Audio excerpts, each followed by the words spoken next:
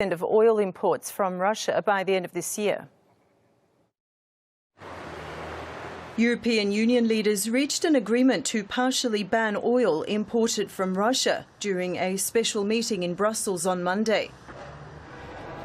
European Council President Charles Michel later said on social media that the agreement will cover more than two-thirds of oil imported from Russia. European Commission Chief Ursula von der Leyen also announced the agreement to cutting Russian oil. Indeed, we had a very good discussion. I'm very glad that the leaders were able to agree in principle on the six sanctions package. This is very important. Thanks to this, Council should now be able to finalize a ban on almost 90% of all Russian oil imports by the end of the year. This is an important step forward. The sixth package of sanctions against Russia was proposed by the European Commission on the 4th of May. These include a complete import ban on all Russian oil, seaborne and pipeline, crude and refined. However, EU foreign ministers failed to reach an agreement on the sanctions on the 16th of May due to Hungary's opposition.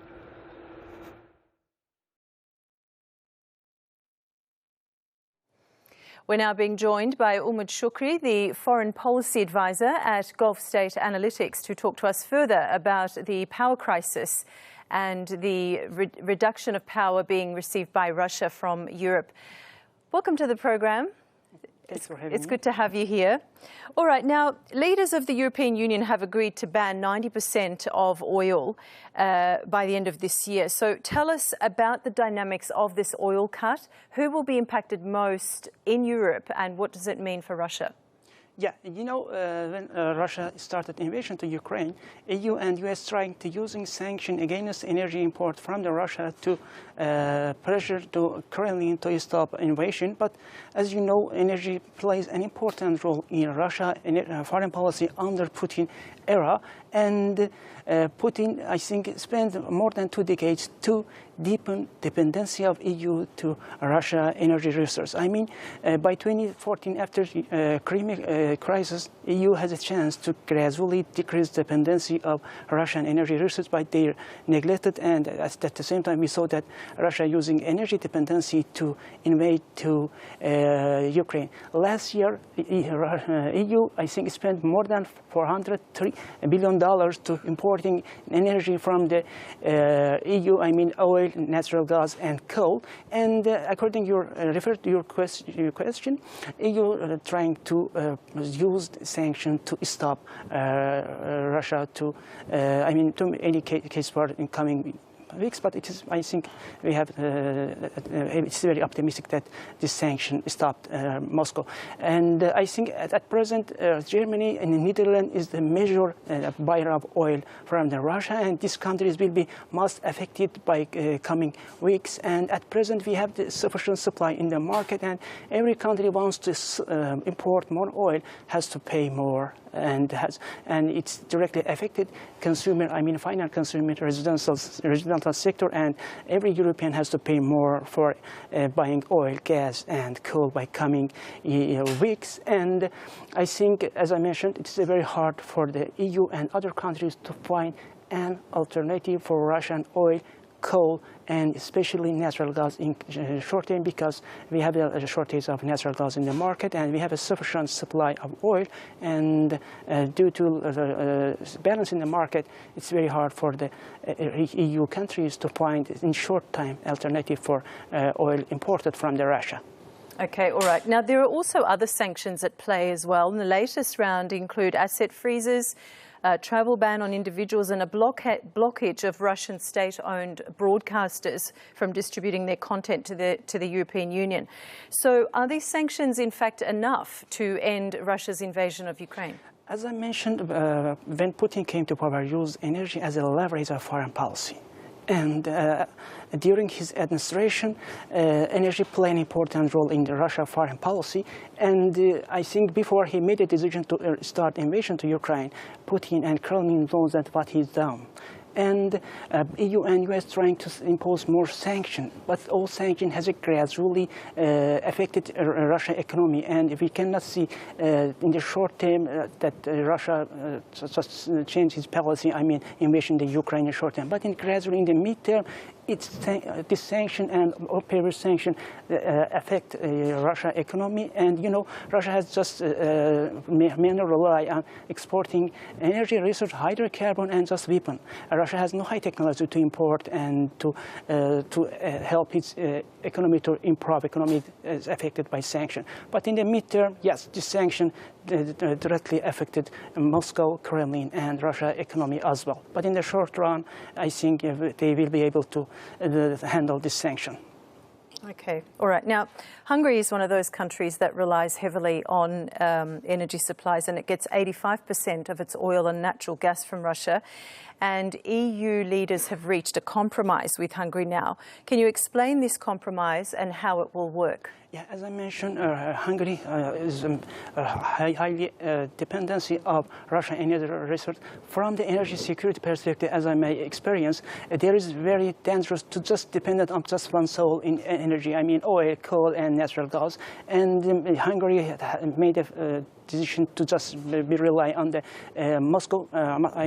Russia energy resource. As the official said that there is no easy to find an alternative, and EU leaders just try to help to Hungary to gradually decrease dependency of Russian natural gas and oil. And I think about 65% of energy mix from Hungary supported by supplied by the Russia. And as I mentioned, there is a shortage in the market, and it's not easy for the Hungary to find an alternative in the short run. And due to this situation, EU leaders trying to help the energy security and economic and national security of Hungary, and try to give more time to find an alternative and to join EU to do against Russian invasion to Ukraine. Okay. All right. Now, on the other hand, we've got countries like India and China, and they're still buying Russian oil, and they're buying the oil at discounted prices. So is this a factor that helps Russia actually counter its troubles that it's getting from the European Union? Refer to your question, every country is affected by the sanction trying to use selling oil and gas with the huge discount to bypassing the sanction and to reduce the effect of sanction its own economy. Iran is following the same policy during Obama administration.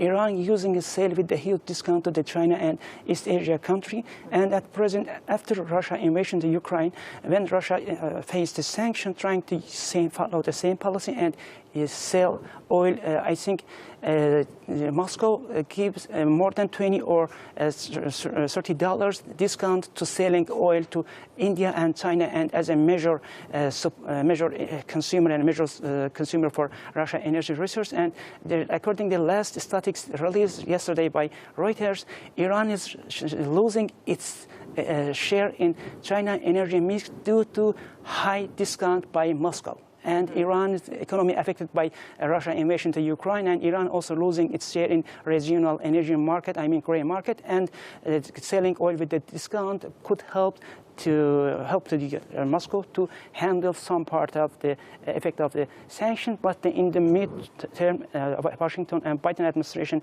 reached to India and China to decrease to buy less oil from the Russia. Okay.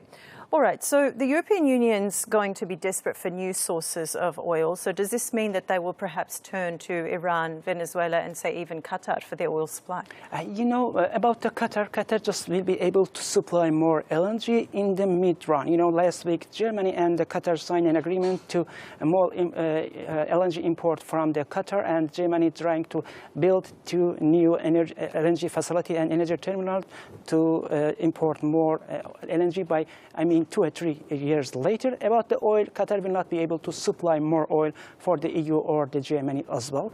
About the Iranian barrel at present is in the market. As I mentioned in the previous question, Iran selling oil with a discount in the gray market to the China. if today, Iran and 4+1 sign a new nuclear deal, it just affect the short term. We can see some effect in the oil market. Iran needs more than $160 billion to keep current oil and gas production capacity. And about the Venezuela, if Venezuela will be able to attract financial capability and to repair its energy infrastructure, Venezuela held the potential to supply more oil for the U.S. in the first priority, and the second priority for the EU. But in the short run, this is very, very hard for the EU to find an alternative for Russia oil. But in the mid-run, Venezuela holds the potential, and as I mentioned, Iranian barrel in the market. Without the lifting the sanction, Iran will not be able to supply more oil for the EU, especially in the natural gas. Iran will not be supplier, and the natural gas LNG supplier at least for next decade. And the Qatar, as I mentioned, just will be able to supply more LNG by 3 or 5 years later. Okay.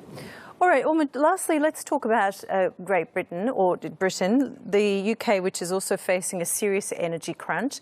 Now, 6 million British households could face blackouts this winter due to the gas shortage, and now bills are about to rise another 40% in the country. So how is the UK looking to evade these issues, especially now that they're not part of the EU? Yeah, it's no matter UK will be a member of the EU or will not be a member of EU.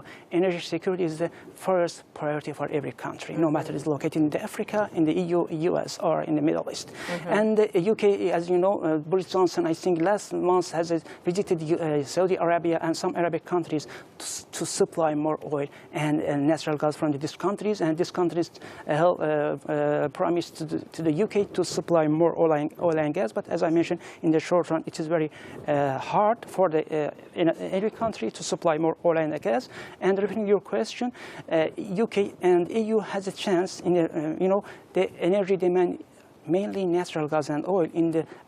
Mainly in the natural gas in the summer, it's the half of winter. If we were in the winter, it's very hard for EU.